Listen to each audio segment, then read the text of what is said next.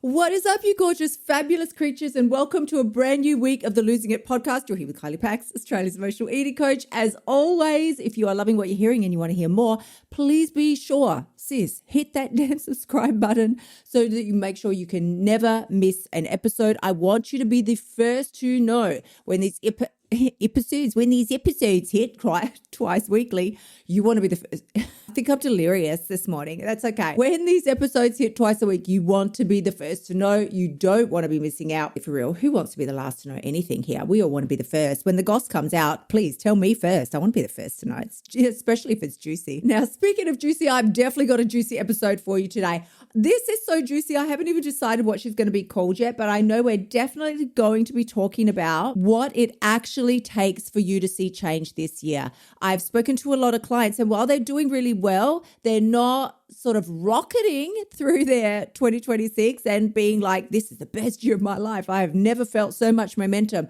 And I really want to assure you that if you have dropped into that same bucket, it's very normal. In fact, not only is it normal, it's really how it's supposed to happen. I tend to think of January as our warm-up weeks. You're just finding your feet here in this brand new year. We've all got these big messages that come to us about you better have your goals set and you got to have a whole plan mapped out and where's your roadmap for massive success in 2026? And I'm like, girl, I'm still trying to figure it all out. Please don't put any more pressure on me than I'm already putting on myself. So I want to step you through what it's going to actually take for you to see change this year, because if you think that some massive, buckets of success are going to drop out of the sky and just glitter is going to fall on your head, that is not the vibe. Just is not the vibe. In fact, real change is it's going to feel more like buckets of mud dropping on your head or something worse than mud. I don't know. But that's what real change takes like. So I'm going to step you through the phases of change today. I'm talking real sustainable change in your life, because there's actually 5 that you're going to experience if you want to see real change in 2026. The kind of change that I saw last year when I lost 18 kilos, and I did see a massive physical change, but my mindset shift, it was good. It was good. Sis made some great changes. You're not going to lose that amount of weight without making mindset changes, but it could be better. And this is my era for mindset paired heavily with future physical change. So I'm going to step you through the plan that I've sort of scripted for myself and started to outline so that you can basically cut and paste this into your life as well. Because if you want this year to be different, and I'm talking not just physically different, like, okay, yeah, I lost some kilos and that's great, but factually different, emotionally different, mentally more resilient, then this episode is going to be the one that matters for you, because most people do not fail at weight loss because they're so lazy or they're broken. And it's not even a lack of motivation. They fail because they try to skip phases. That's what liquid fasts are all about. That's even potentially, listen, I am not anti the injectables. Okay, I'm not. I think the Mounjaros and the Ozempics and all the things are amazing. I think what incredible tools we have at our disposal now. So I'm not raining on anybody's parade if you're using those. I think that's a great accessory to your journey. However, it's not going to change your mindset. And when we try to skip through phases, we're trying to basically build our levels of confidence, but we haven't built up the consistency yet. Or we're trying to get these massive results, but we haven't even established our standards. It's when we're looking for the kind of proof that we want to be able to walk up to the mirror and I just want to see my weight loss, but you haven't been consistent long enough for you to earn it. You still have to earn that shit, because that's the only way it can work. Real change happens in phases, always has, always will. And today I'm going to walk you through the exact sequence of those changes so that you can know what real transformation looks like. Not hype, not bullshit, not just hoping, but what the actual evidence is that you need to stack if you want to see results this year. And if you miss a phase, you're going to stall. Or if you try and rush a phase, That's what basically self-sabotage ends. You're going to end up in the self-sabotage bucket. But if you stay in this 5-part sequence, I promise you, girl, I promise you, your brain will eventually rewire whether you want it to or not. So let's get into it. Okay, so despite popular belief, phase 1 is not the motivation phase where you wake up and magical fairies are dancing around your toes and you just cannot wait to get to the gym. That's not phase 1. No. The first phase of change is actually momentum. It's not motivation. And momentum is the boring ass, repetitive shit that is wildly unsexy, but it's what you have to do on a daily basis if you want to see change. Momentum is where change actually not only must begin, you don't have a choice about it. You don't need massive discipline in order to pull this off, and you don't even need more willpower. You're not going to have the confidence at this point to be able to muster willpower, but you do need proof, and proof only comes when you repeat an action ad nauseum, basically, an action that you don't want to do. You start stacking proof. So this phase is really about you finding your rhythm, and that looks like you doing the small things consistently. You got to do it consistently enough time so that your brain starts thinking, oh, maybe she's not going to quit this time. Maybe she is serious. Maybe I do need to get on board. It's not about you stringing a bunch of perfect weeks together with your food and your eating and going, great, this is my success streak. No. It's not all this all or nothing behavior that we always fall into the trap of. That is not what momentum is. Momentum is you stacking really tall, no, not tall, small, tiny, micro, but repeatable wins. It looks like you choosing the water over the orange juice. It looks like you choosing the Diet Coke over that 50th glass of G&T. Like whatever it is for you, that's what is going to be the micro choices, because that momentum that you start building, that begins compounding faster than motivation ever will. Now, don't get it twisted. Most people quit here, even at phase 1. They'll give it a crack. You give it red hot go for a couple of days, but then we quit because we are waiting to feel different before we take the action.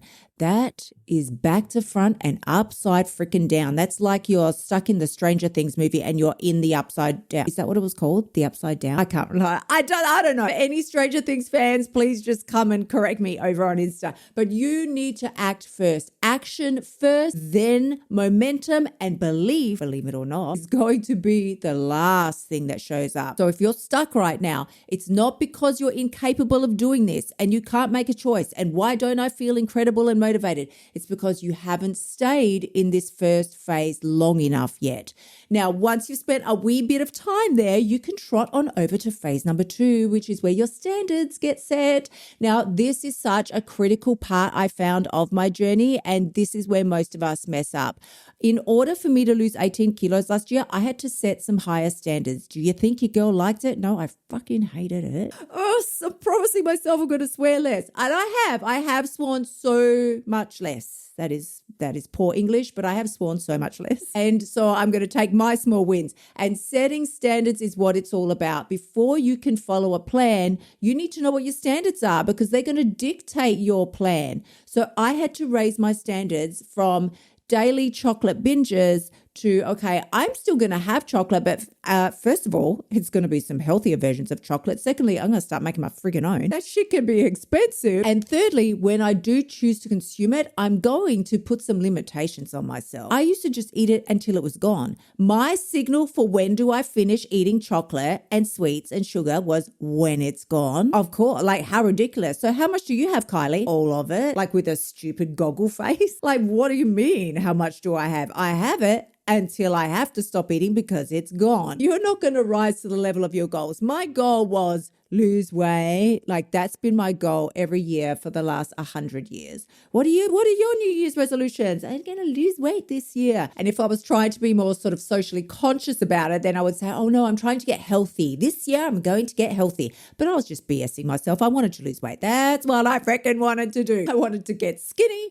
I wanted to fit back into my jeans. I wanted to feel good. Listen, don't BS yourself. You want to feel good. That's what you want. You want to get out of the pain that you're currently in, whether that's physical or emotional. For me, it was probably a wee bit of both. You want to get out of the pain that you're in and you want to feel better. And my mind linked that to weight loss because that was the most obvious place for me to start. But you're not going to rise to the level of your goals. You will always fall to the level of your standards. Goals are wishes. They're things you would like to happen. They're sort of a woo-woo thing that you put out there into the atmosphere and be like, this is my goal for the year. But unless you set standards that align with that goal, then that is never going to happen. So your goal is what you would like, but your standards are the rules on how you're going to achieve the thing that you would like. A goal says, yeah, I want to lose some weight. 26 my year, I'm going to lose some weight.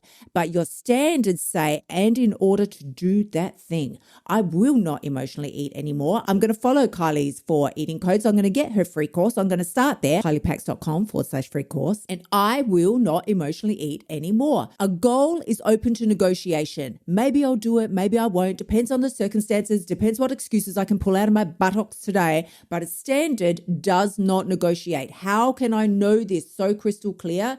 Because we have standards, whether you realize it or not. I am not going to go out and rob a bank tomorrow because that is way below my standards. I will not do such a thing ever in my life. That's how rock solid it is. I also would not shoot up drugs. I also don't even drink. And there's no shade on people who drink alcohol. I'm just saying this is a standard that I have. I don't do it. However, I would go buy blocks of chocolate after I've told myself I'm not going to and stuff my face like a rabid squirrel. I would do that, even though I've said I wouldn't. So my standards are not solid yet in that area. So remember, goals, your brain will always try and negotiate on, but standards, they're simply non-negotiable. Standards remove decision fatigue. They answer questions in advance so that you're not arguing with yourself all day. Should I eat this or should I not? I don't know. Maybe I should have a little bit more. Maybe I should. Kylie said stop eating at 80% full. Set your freaking standards. What are you willing to tolerate? What behaviors are no longer going to be an option for you? And where is your baseline even going to be? This is something I talk about all the time inside of the blueprint, is set your freaking baseline, people. And just in case you're not sure what a baseline is, it's the standard that you simply will not go below. So for instance, you might commit and say, I am not going to emotionally eat anymore. I am so tired of this shit. It keeps me stuck. I feel horrible. Like it's just not working for me or in my life.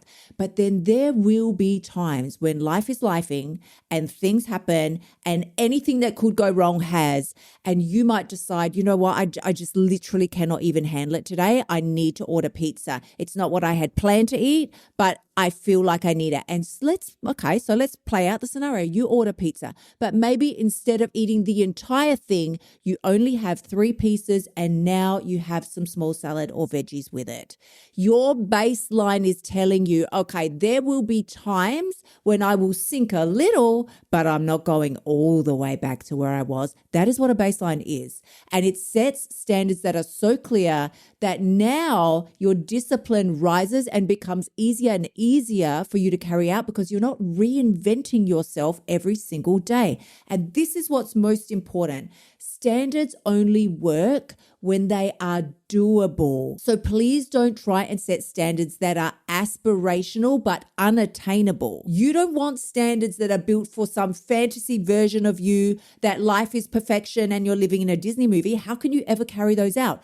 Build standards that fit the version of you who still gets tired. She still gets emotional and stressed. She's human. Gorgeous, yes. Fabulous, yes. Dynamic, I mean, obviously, but still human. So this second phase is really about you choosing standards that you know you can rely on, not standards that you're going to abandon the first time any pressure is applied to your life. Now, the third phase is, of course, one of my little babies, one of my little eating codes. You're going to follow your plan, not your mood. Once those standards exist, now you can create a structure that supports them. And if you are an emotional eater or a chronic dieter or you're just inconsistent in any part of your life, this is where you're going to fall apart. If it's going to be anywhere, it's going to be here, because this is where you let your mood run your day. Anybody can stay on track on a day that they're feeling good. It's ridiculous. Let me give you a prime example. Yesterday, the sun was shining. It was like 33 degrees. Your girl was in her element. I mean, sis was there doing the steps and feeling amazing and wearing my little summer cutie outfits. Self-tan was going on. I had my full makeup glam going with my hair. I was unstoppable. We all wake up today here in South Australia I mean, there is not a ray of sunshine to be seen. The sky is completely cloudy. The temperature has dropped like 15 degrees. I'm freezing. I have got a little heated nana blanket on my knees, and I don't want to do anything. I just want to go and eat chocolate. That's what I want. I'm so mad because I'm like, it is summer and I'm getting ripped off. I cannot follow my mood today, or I won't get anything done. I won't feel good, and I'll probably gain 15 kilos. I need to stick to my plan. And the only way I'll have a plan is by setting those standards and then implementing a plan around them. Your mood is a terrible leader.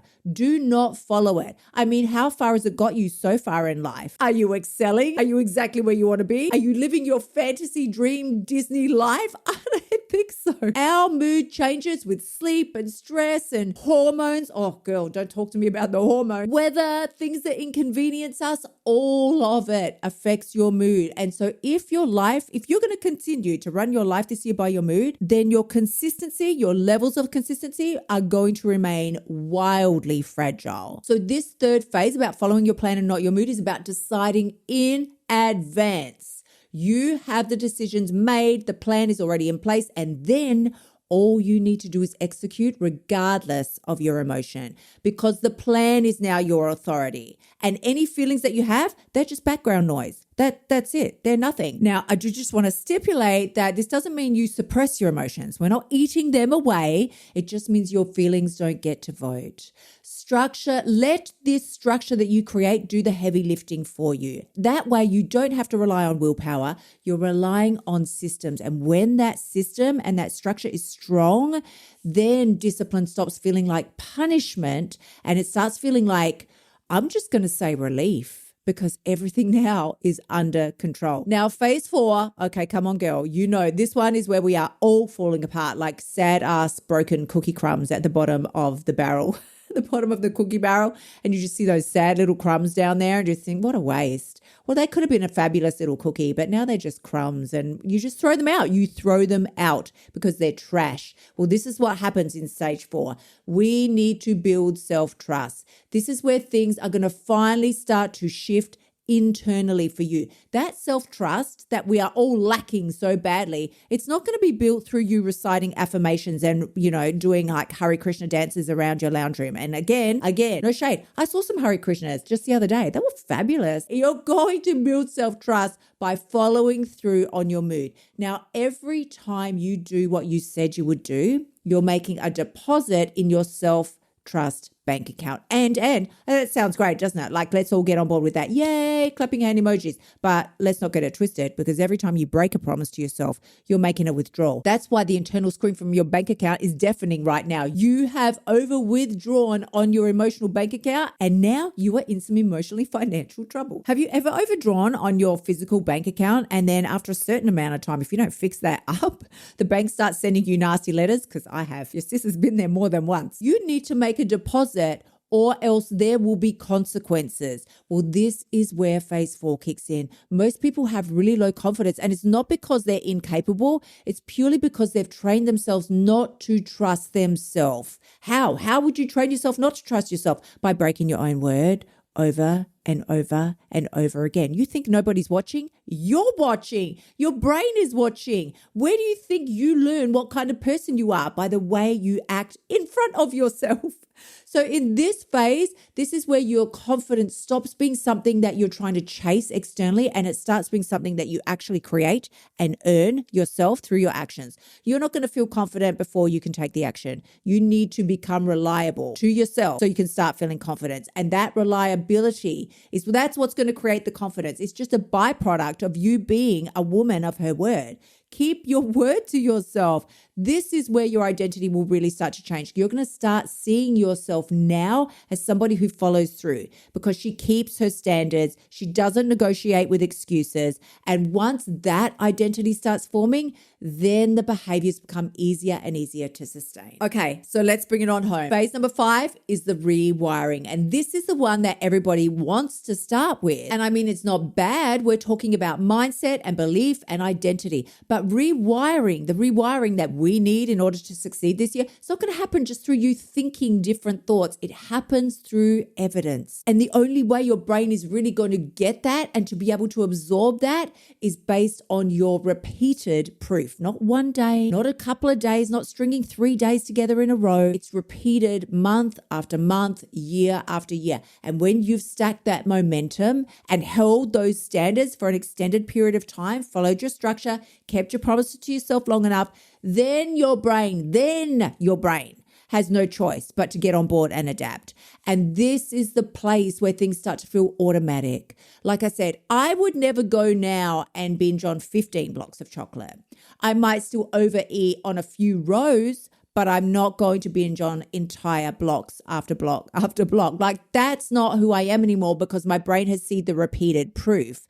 It's where the cravings that you had previously and that were uncontrollable in your life, they start to quieten down. And those new behaviors that you were trying so hard to adapt initially, they start feeling a little more normal, a little more you. And it's not because you kind of forced it or enforced it, you earned it. This is where you hear those people start saying, I'm not even the same person anymore. I don't feel like the same person anymore. It's not magic. They followed the sequence. So sis, if this is like your umpteenth year in a row that you're feeling still stuck and you had made these promises to yourself and you had really high hopes, I want you to hear this very, very clearly.